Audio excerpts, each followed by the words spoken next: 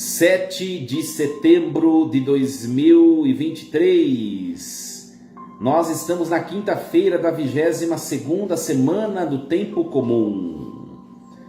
Em nome do Pai, do Filho e do Espírito Santo. Amém. Meus queridos filhos e filhas, vos acolho com a paz de Jesus. Sejam todos bem-vindos esta manhã desta quinta-feira, dia 7 de setembro. Hoje, feriado nacional, nós somos convidados, como igreja, a consagrarmos a bênção, a proteção de Deus, pela intercessão da Santíssima Virgem Maria, São José, São João Batista, São Miguel Arcanjo. Consagremos o nosso país à proteção de Deus. Hoje é dia de rezarmos. Sabe, minha gente, às vezes nós criticamos bastante os nossos políticos, bastante os nossos representantes, e de fato é nosso direito sempre olhar, avaliar, ponderar, mas também precisamos rezar pelos nossos representantes. E hoje é uma data especial que vale a pena utilizá-la para este fim. Que todos os nossos representantes do Executivo, Legislativo, Judiciário sejam edificados pela nossa prece tão simples e tão humilde. Nós vamos, meus queridos, refletir hoje, nesta manhã, a primeira leitura que a igreja nos propõe, que é o texto de Colossenses 1, do 9 ao 14. Irmãos, desde que recebemos essas notícias, não deixamos de rezar insistentemente por vós, para que chegueis a conhecer plenamente a vontade de Deus, com toda a sabedoria e com o discernimento da luz do Espírito, pois deveis levar uma vida digna do Senhor, para lhe ser desagradáveis em tudo. Deveis produzir frutos em toda boa obra e crescer no conhecimento de Deus, animados de muita força pelo poder de sua glória, de muita paciência e constância. Com alegria, dai graças ao Pai, que vos tornou capazes de participar da luz, que é a herança dos santos. Ele nos libertou do poder das trevas e nos recebeu no reino de seu Filho amado, por quem temos a redenção, o perdão dos pecados. Palavra do Senhor. Graças a Deus. Meus queridos filhos e filhas, nós continuamos a meditar a carta de São Paulo aos Colossenses. E Paulo começa hoje: irmãos, desde que recebemos essas notícias, não deixamos de rezar insistentemente por vós. Esse primeiro versículo, que é o versículo 9, já traz algo de muito importante para a nossa vida. Sobretudo nesse dia que a gente está vivendo hoje, que é feriado nacional, que é uma data significativa para o país, uma data patriótica, uma data, como acabei de dizer, muito importante. Paulo teve notícia da comunidade e a primeira reação dele foi rezar. Desde que recebemos essas notícias, não deixamos de rezar insistentemente por vós, para que chegueis a conhecer plenamente a vontade de Deus. O testemunho de São Paulo apóstolo, meus queridos, é um testemunho de confiança no poder da prece e da oração da igreja. Meus queridos, a gente precisa crer no poder do Espírito Santo. Às vezes, sabe, minha gente, a gente se vê no lamento, no desânimo, na murmuração, na preocupação, no nervoso. Quantas coisas nos tiram de nós mesmos. Quanta gente, por causa de acontecimentos da vida, da família, de pessoas, acabam adoecendo, com tanta angústia, tanto nervoso, tanta preocupação. Sabe o que é isso? São sintomas. Claro que a gente não pode julgar nenhum fato, né? Deus conhece a totalidade das coisas, mas são sintomas de falta de fé. Quando nós passamos por algum problema, alguma adversidade, ou alguma coisa nos preocupa, a primeira coisa que nós devemos fazer, o nosso primeiro instrumento que nós devemos agarrar é a oração. O que é a oração? A oração é você entregar para Deus algo que você percebe que você não é capaz sozinho de realizar. Isso é oração. Olha só que bonito que Paulo fez. Desde que recebemos as notícias de vocês, nós não deixamos de rezar insistentemente. Insistentemente. O que quer dizer insistentemente? Quer dizer que a oração não obteve êxito de imediato. Quer dizer que aquela situação não foi resolvida de imediato, mas ele permaneceu insistentemente em oração, porque ele creu que o poder da oração ele é capaz de transformar situações, transformar a vida da comunidade. Insistentemente. Que bonito, que bonito. Nós não deixamos de rezar insistentemente. Quantas vezes nós desistimos no meio do caminho, minha gente? Às vezes nós trazemos intenções ou rezamos por pessoas. Vou dar um exemplo. Às vezes nós rezamos por pessoas e de tanto rezar, parece que as coisas não acontecem, parece que a nossa oração é tão ínfima, tão pequena, tão insignificante, e a gente para. E Paulo está falando, não, nós não deixamos de rezar insistentemente por vocês, comunidade de Colossos, para que chegueis a conhecer plenamente a vontade de Deus, com toda a sabedoria e com o discernimento da luz do Espírito. Nós também, meus queridos, precisamos chegar ao conhecimento da vontade de Deus com sabedoria e com discernimento. Não é bem verdade que às vezes surgem algumas situações que a gente não sabe qual passo dar? Não é? A gente precisa do dom da sabedoria, dom do discernimento, o dom da ciência. Mas a gente não sabe o que fazer. Ora, pare e reze, peça o dom para Deus. Peça o dom para Deus. Senhor, dá-me o dom da sabedoria, o dom do discernimento. O que é o dom do conhecimento, da ciência? É conhecer algo. O que é o dom da sabedoria? É saber como proceder em algum acontecimento. O que é o dom do discernimento? É saber julgar, isso deve ser feito ou não, isso é de Deus ou não, isso precisamos disso agora ou disso depois. É o dom do discernimento. Para isso é preciso rezar insistentemente. Às vezes, o Deus estava comentando com uma pessoa, às vezes a gente pede tanta coisa para Deus, e dinheiro, e bens, e que dê certo isso, que dê certo aquilo, que dê certo não sei o quê.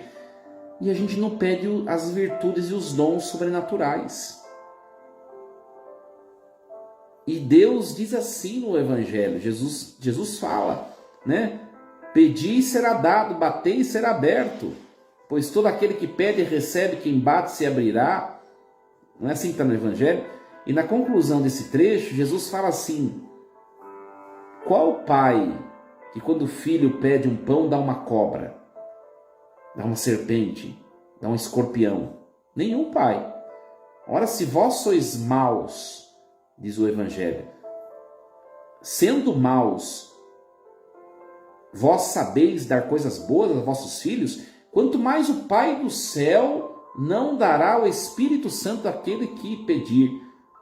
Ele não fala dará dinheiro, dará bens, dará não sei o que, isso, aquilo.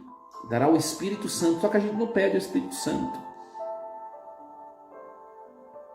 A gente não pede. A gente precisa invocar mais o dom, os dons que vêm de Deus, o discernimento, a sabedoria, o conhecimento, que são dons que estão falando hoje na leitura. Depois, São Paulo prossegue: pois deveis levar uma vida digna do Senhor, para lhe ser desagradáveis em tudo. Meus queridos, viver o Evangelho é um desafio para todos, para todos. Ontem eu estava dando aula e eu perguntei para a turma, né? Porque o catecismo da Igreja Católica, na sessão e no parágrafo que nós estávamos estudando, ele trouxe uma reflexão sobre aquela parábola da ovelha perdida. Eram 100 ovelhas, 99 estavam junto do pastor e uma se perdeu. O pastor largou as 99 e foi atrás de uma. E aí eu perguntava, quem é essa ovelha perdida? Aí a gente escuta burburinhos. São pessoas que estão longe de Deus, pessoas que estão distantes de Deus. São pessoas que não sei o quê, que não sei o quê, que não sei o quê. Aí eu parei, olhei para todos e falei assim: alguém aqui não se considera essa ovelha que se distancia de Deus? Aí todo mundo deu uma parada. Porque às vezes nós pensamos que nós somos pessoas intocáveis na prática da santidade. É por isso que a gente começa a julgar o outro. Você pode perceber quando você está julgando pessoas pela conduta dela, pelas escolhas dela, que às vezes pode estar extraviado, tudo bem. Mas quando você começa a apontar, é porque você está se colocando num patamar que não é seu. Isso é automático, é praxe. E eu disse: alguém aqui não se considera essa ovelha perdida? Que era uma ovelha perdida. Eu falei: minha gente, essa ovelha perdida não é fulano, cicrano, beltrano. Essa ovelha perdida são todos os seres humanos, a humanidade. Todos se perderam, todos. E aí eu dizia: e quem são os 99, né? E quem são os 99? Aí não sabiam responder. Isso vai ficar na curiosidade, quem são os 99, por um outro momento. Mas eu trouxe isso que eu vivi ontem, por quê? Porque a gente precisa parar de se colocar num patamar acima dos outros. Nós somos tudo iguais. Padre, leigos, quem vai na igreja, quem não vai. Eu sempre digo, se eu morrer em estado de pecado mortal, eu vou para o inferno, tanto quanto se alguém que não vai na igreja morrer em estado de pecado mortal. O dia eu disse na missa, eu digo mesmo, minha gente, a coisa mais fácil que tem é nós entrarmos no estado de condenação dentro da nossa alma. Como é difícil se manter em estado de graça. Quem pensa estar em pé, cuidado para não cair, diz o texto do Evangelho. Porque cai. Pare de se colocar num patamar assim e perceba que todos nós precisamos levar uma vida digna do Senhor para sermos agradáveis a Ele. Precisamos, deveis levar, ou seja, precisa se esforçar, porque você, eu, todos nós, facilmente caímos e nos afastamos de Deus. Sempre. E não pensa que é uma coisa, uma visão, às vezes entra na vida da gente uma visão protestante, né? Eu era tal coisa, agora eu me converti. Agora eu me converti. Essa palavra conversão, ela é muito... Se conversão for levar a sério a religião, tudo bem, agora você se converteu. Mas se conversão for a santificação plena, você não se converteu coisa nenhuma e não existe ninguém convertido neste mundo. Até o último suspiro, nós teremos desafios. Levanta, cai, todos nós, de um jeito ou de outro. De um jeito ou de outro. E aí, Paulo, ele continua o texto de hoje. deveis produzir frutos em toda boa obra e crescer no conhecimento de Deus. Meus queridos, nós precisamos dar passos na nossa vida espiritual. Eu sempre falo, né? Se a gente olha para trás e a gente vê que a gente está a mesma coisa de um ano atrás ou 10 anos atrás, na questão, no relacionamento com os nossos desafios, com as nossas misérias, se a gente está a mesma coisa, é porque a gente não se converteu nada, é porque a gente não se edificou. A gente precisa produzir frutos, dar passos, sabe? Eu tenho minha equipe de Nossa Senhora, né, que eu sou o diretor espiritual de uma equipe de Nossa Senhora, e no começo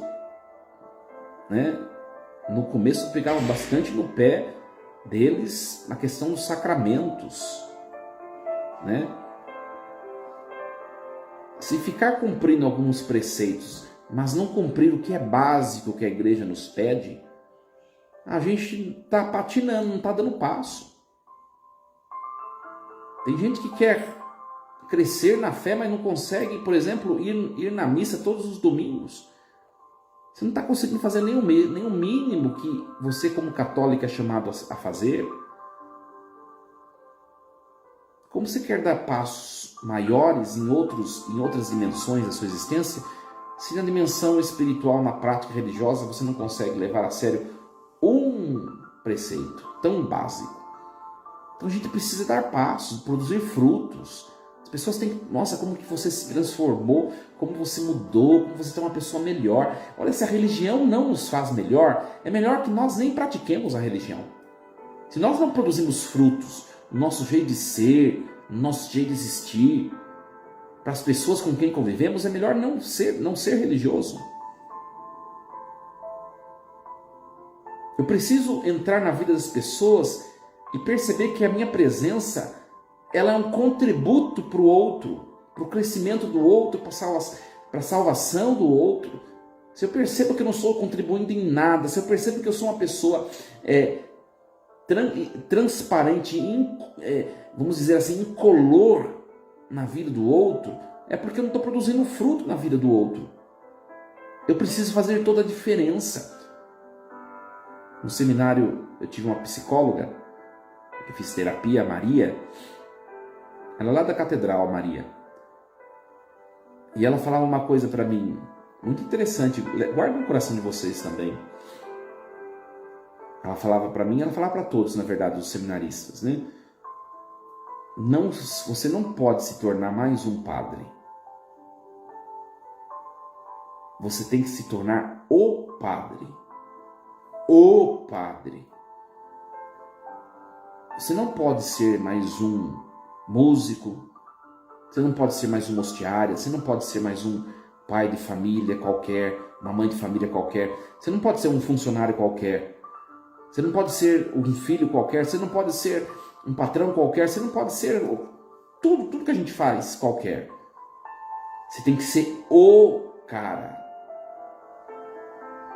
E o que é ser o padre? O que é ser o funcionário? O que é ser o pai? A mãe? O que é? É produzir frutos na vida das pessoas. Fazer toda a diferença. De tal modo que se você não estiver mais presente, as pessoas sintam a sua ausência. Produzir frutos. Meus queridos, outra coisa que ele fala, muito importante, nós precisamos crescer no conhecimento de Deus. Preste bem atenção do que o padre vai falar agora. Se você está nessa caminhada de esforço, aliás, convenhamos, minha gente, começando por mim, hoje é feriado, dia 7, né? Hoje é feriado, dia 7, estou aqui junto com a minha mãe, na casa da minha mãe. Pedi até para o ministro presidir a celebração, que eu vou rezar a missa à noite, né? Convenhamos, não é muito convidativo ter ficado dormindo hoje? Se a gente está aqui, está se esforçando espiritualmente por algum propósito, é porque a gente quer dar passos na fé.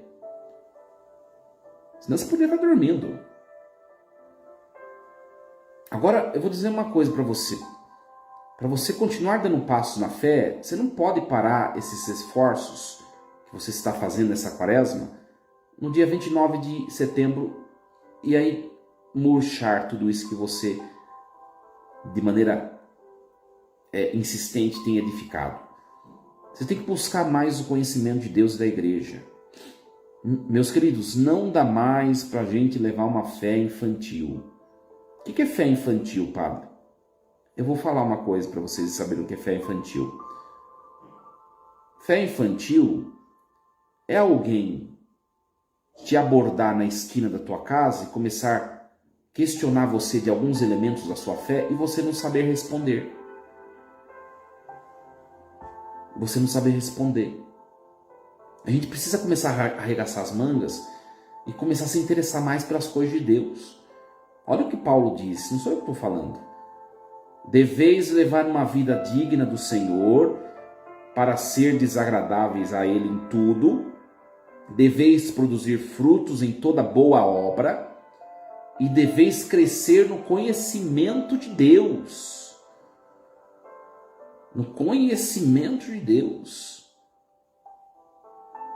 Ontem eu dei aula e a gente percebe que tudo que diz respeito à busca do conhecimento não é fácil.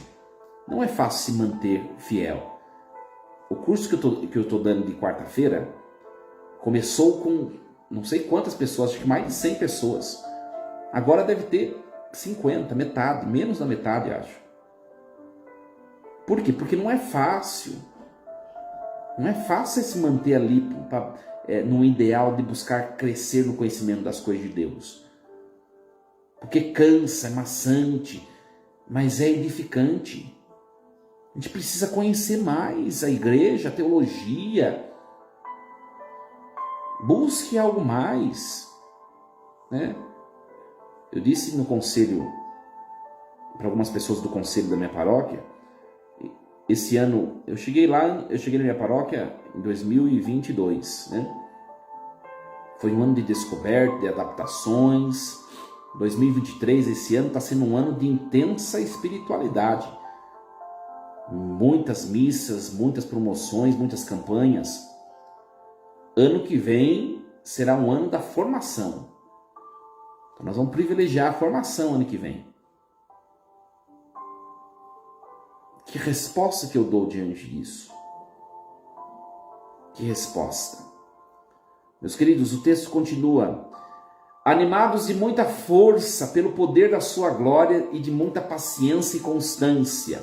Nós precisamos ser animados pela força que vem de Deus. Meus queridos, eu não sei o que você está vivendo na sua vida pessoal, familiar, até mesmo a questão conjuntural do nosso país. Às vezes me desanima algumas notícias, algumas coisas. Eu sou uma pessoa que eu leio muito jornal. Eu tenho lido jornal pelas redes sociais, que eu sigo muitas páginas de jornal, eu fico lendo durante o dia jornais. Eu preciso estar atualizado como um padre. E desanima tanto a vida política, a situação que a gente está vivendo no país. Tantas situações, tantas coisas. Mas a gente não pode desanimar. A gente tem que ser animado de muita força. A gente não pode desanimar. Ontem eu estava refletindo, lendo a carta de novo da CNBB sobre o aborto. Ontem eu estava lendo novamente a carta da CNBB, do Regional Sul 1, sobre o aborto. Não sei se vocês já leram. Se não leram, peguem, entrem no perfil da CNBB do Estado de São Paulo e leia a carta sobre o aborto. Tem na página da nossa diocese também, no YouTube, no Instagram.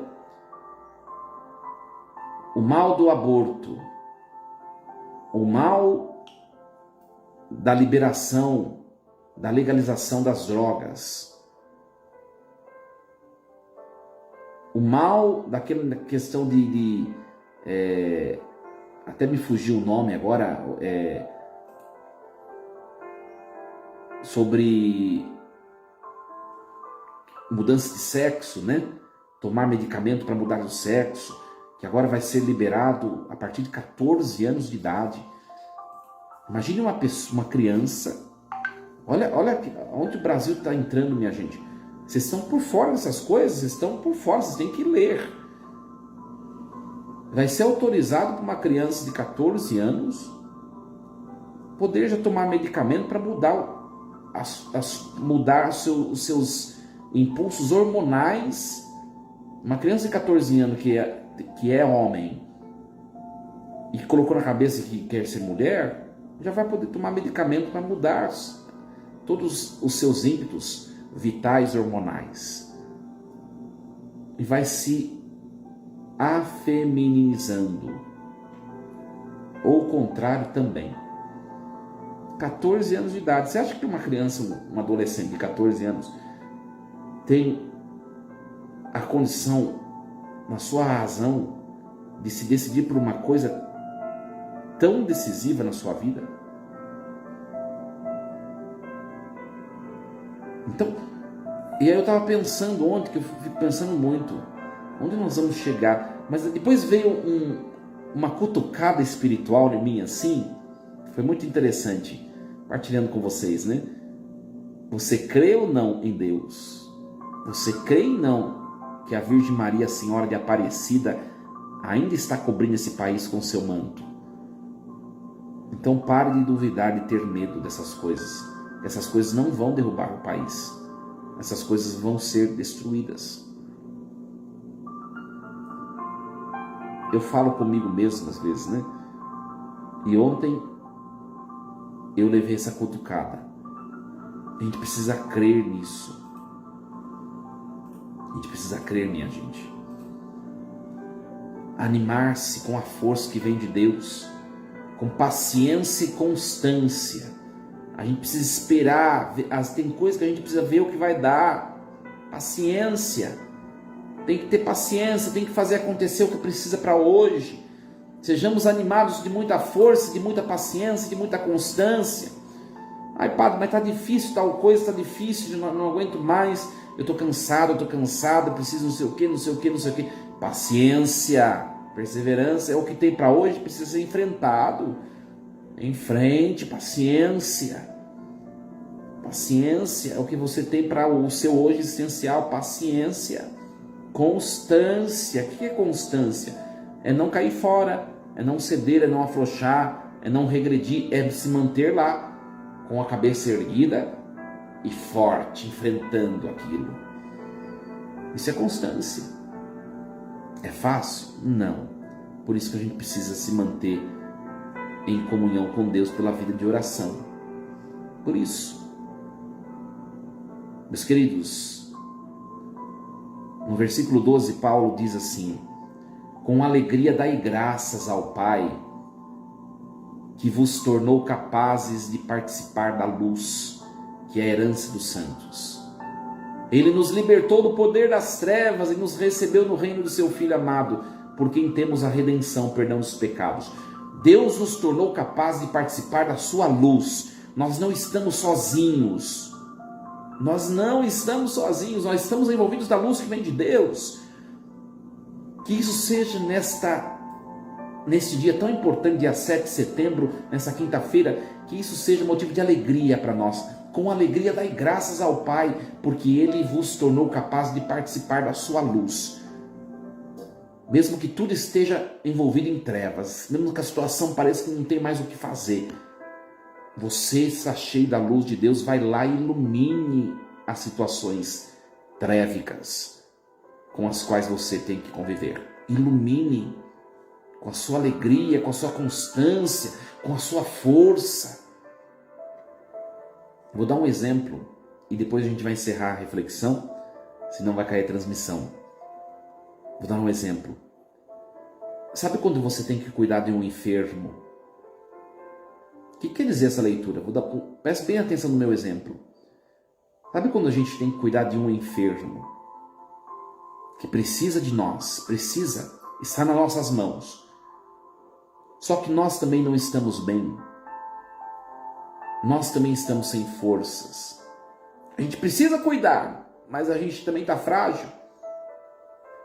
Sabe quando essa pessoa, ela não demonstra para aquele enfermo que ela não está bem, mas ela se mostra assim animada, corajosa, mas mesmo que ela não esteja, ela se mostra aquilo, e aquilo transmite uma força tamanha para aquele doente.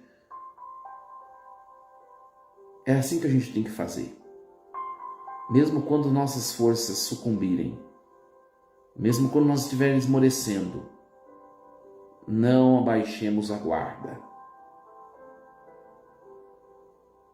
Não abaixemos a guarda. Sejamos animados, olha o que diz o texto, de muita força, de muita paciência e de muita constância. Não seja uma mãe qualquer, um pai qualquer, um filho qualquer. Seja o cara. Produza frutos. Frutos que todos enxerguem. Essa pessoa é cheia de Deus. Essa pessoa é diferente. Essa pessoa tem algo diferente. Todos nós precisamos chegar nesse ponto da nossa vida. Não é tão simples, mas com pequenos esforços, como nós estamos fazendo, meditando essa reflexão e rezando a Quaresma, pequenos passos nós conseguimos. Que Deus o abençoe, meu querido, minha querida. Desejo, meus queridos, um feriado abençoado a todos. Força e coragem e lembremos-nos sempre: Deus está no comando de tudo. Um beijo no coração. Até amanhã, às 6 da manhã, se Deus assim nos permitir. Excelente feriado. Leve um abraço forte a todos os familiares e amigos. Até amanhã, minha gente.